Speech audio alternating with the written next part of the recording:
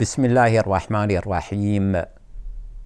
الحمد لله رب العالمين، والصلاة والسلام على أشرف الخلق والمرسلين، حبيب إله العالمين أبي القاسم محمد، وعلى أهل بيته الطيبين الطاهرين. الكثير من الروايات الشريفة الصادرة عن الرسول الأعظم صلى الله عليه وآله في حق خليفته ووصيه ووزيره ومن هو كنفسه أمير المؤمنين علي بن أبي طالب. الكثير من هذه الروايات الصادرة من الرسول الأعظم في حق علي بن أبي طالب مبينة لمناقبه وفضائله ومراتبه، يقف الإنسان عاجزا عن إدراك وفهم معناها الحقيقي، يعقف العقل البشري عن فهمها أو إدراك معناها الحقيقي. الكثير من الآيات الشريفة في القرآن الكريم التي نزلت في حق علي بن أبي طالب ومبينة لفضائله ومناقبه ومراتبه، يقف المفسرين والباحثين والكتاب والمؤلفين والفلاسفة والعرفانيين يقفون حائرين عن إدراك معناها الحقيقي أو يصلوا إلى فهمها الحقيقي. أيضا الروايات الشريفة الصادرة عن الرسول الأعظم في حق علي بن أبي طالب التي تبين مناقبه وفضائله ومراتبه، يقف كل الكتاب والباحثين والمؤلفين والفلاسفة والعرفانيين يقفون عاجزين عن إدراك فهمها أو عن إدراك فهمها ومعناها الحقيقي. مثالا، كلمتان فقط قالها الإمام علي سلام الله عليه وإلى يومنا هذا لم يفهم قصد أمير المؤمنين من قوله هاتان الكلمتان إلى يومنا هذا. قال: فزت ورب الكعبة، كلمتان، ولكن هاتان الكلمتان وقف المفسرين والباحثين والمؤلفين والكتاب والعرفانيين والفلاسفة وقفوا حائرين، وسيقفون حائرين إلى يوم الدين في فهم معناها أو إدراك معناها الحقيقي. يقف الجميع عاجزا عن فهم قصد أمير المؤمنين سلام الله عليه من قوله فزت ورب الكعبة عندما ضربت هامته بالسيف في محرابه قائما مصليا ساجدا لله صائما. ماذا يقصد أمير المؤمنين من قوله فزت ورب الكعبة؟ إلى يومنا هذا ألفت الكتب الكثيرة والأبحاث الكثيرة وألقيت المحاضرات الكثيرة لشرح هاتان الكلمتان، ولكن إلى يومنا هذا لم يفهم قصد أمير المؤمنين الحقيقي من قوله فزت ورب الكعبة، ولم يعرف معناها ويفهم معناها الحقيقي، بل سيظل الجميع عاجزين عن فهمها إلى يوم الدين. وأيضا الروايات الشريفة الصادرة عن الرسول الأعظم صلى الله عليه وآله في حق أمير المؤمنين سلام الله عليه، كثير من الروايات إلى يومنا هذا لم يفهم معناها الحقيقي، شرحت وفسرت وكتبت الأبحاث الكثيرة في معنى هذه الروايات، ولكن في الأخير الكل يقف عاجزا ويعترف بالعجز عن إدراك وفهم معنى هذه الروايات المبينة لمناقب أمير المؤمنين وفضائله ومراتبه. من هذه الروايات مثلا الرواية الصادرة عن الرسول الأعظم صلى الله عليه وآله كما ينقل أنه قد قال: من أراد أن ينظر إلى آدم في علمه، وإلى نوح في تقواه، وإلى إبراهيم في حلمه، وإلى موسى في هيبته، وإلى عيسى في عبادته، فلينظر إلى علي بن أبي طالب سلام الله عليه. ماذا يقصد رسول الله صلى الله عليه وآله؟ وماذا يريد أن يوصل لنا من مناقب ومراتب وفضائل أمير المؤمنين.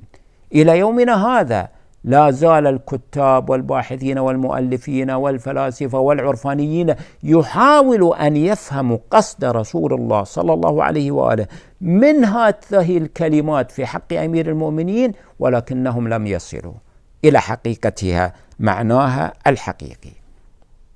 لن يفهموا معناها الحقيقي. ربما الرسول الأعظم صلى الله عليه وآله أراد أن يقول لنا أن أمير المؤمنين علي بن أبي طالب هو أفضل من جميع الأنبياء والمرسلين.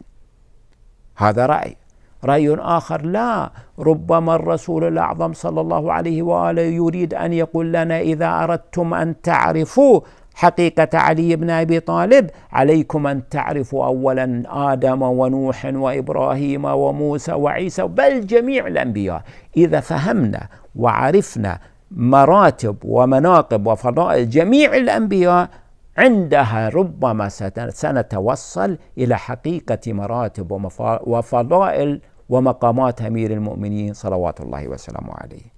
إذا أردنا أن نفهم ونعرف حقيقة أمير المؤمنين، علينا أن نفهم ونعرف حقيقة جميع الأنبياء والمرسلين بأكملهم، لأن كل صفات الأنبياء ومناقبهم وفضائلهم تجسدت في شخصية أمير المؤمنين علي بن أبي طالب، الذي هو كنفس رسول الله صلى الله عليه وآله. والرسول الأعظم هو أفضل وأشرف من جميع الأنبياء والمرسلين. علي بن أبي طالب هو يقول أنا عبد من عبيد محمد. لا يأتي أحد ويقول لنا أنكم تفضلون عليا على رسول الله، لا والعياذ بالله. لا يوجد أحد من الشيعة يقول أن أمير المؤمنين علي بن أبي طالب هو أفضل من رسول الله، بل رسول الله صلى الله عليه وآله هو أفضل الخلق على الإطلاق، وأمير المؤمنين يفتخر ويتباهى بأنه عبد من عبيد محمد. إذن أمير المؤمنين صلوات الله وسلامه عليه إذا أردنا أن نعرفه حق معرفته، علينا أولا أن نعرف القرآن حق معرفته. كل آية في القرآن الكريم علينا أن نفهم معناها الحقيقي وندرك معناها الحقيقي، عندها سنصل إلى نتيجة أننا نعرف علي بن أبي طالب. إذا أردنا أن نعرف علي بن أبي طالب على حقيقته، فعلينا أولا أن نعرف جميع الأنبياء ونفهمهم والمرسلين، عندها ربما سنتوصل إلى حقيقة معرفة وفهم أمير المؤمنين علي بن أبي طالب. الرسول الأعظم اختصر علينا الطريق وقال كلمته المشهورة: لا يعرفك إلا الله وأنا. إذن لا يعرف حقيقة أمير المؤمنين علي بن أبي طالب سلام الله عليه إلا الله عز وجل ورسوله المصطفى محمد صلى الله عليه وآله. تالله ما عرف الإله من الولاء، تالله ما عرف الإله من الورى غير النبي محمد ووصيه، كلا ولا عرف النبي محمدا غير الإله بكنهه ووليه، وكذا ما عرف الوصي بكنهه أحد سوى رب السماء ونبيه. فسلام عليك يا أمير المؤمنين حين ولدت وحين استشهدت وحين تبعث حيا، يا من بدأت حياتك الشريفة بانشقاق جدار الكعبة وختمتها بانشقاق هامتك في محرابك مصليا ساجدا صائما لله عز وجل. فهنيئا لك يا أمير المؤمنين بهذا المقام العظيم عند الله عز وجل وعند رسوله، وهنيئا لنا نحن شيعتك لأننا واليناك وأحببناك. من يأتي ويتهمنا بالغلو في حبنا وولائنا لأمير المؤمنين سلام الله عليه، بدل أن يتهمنا بالغلو عليه أن يتهمنا بالتقصير في حق أمير المؤمنين، نحن مقصرين في حق أمير المؤمنين، لم نعرف حقيقته ولم نحبه حبا حقيقيا، ولم نواليه ولاء حقيقيا، ولكن ولله الحمد نحن أحببناه وواليناه لأن الله عز وجل ورسوله المصطفى محمد أمرانا بذلك، فنحن متمسكين به ونسأل الله عز وجل أن يثبتنا على ولايته.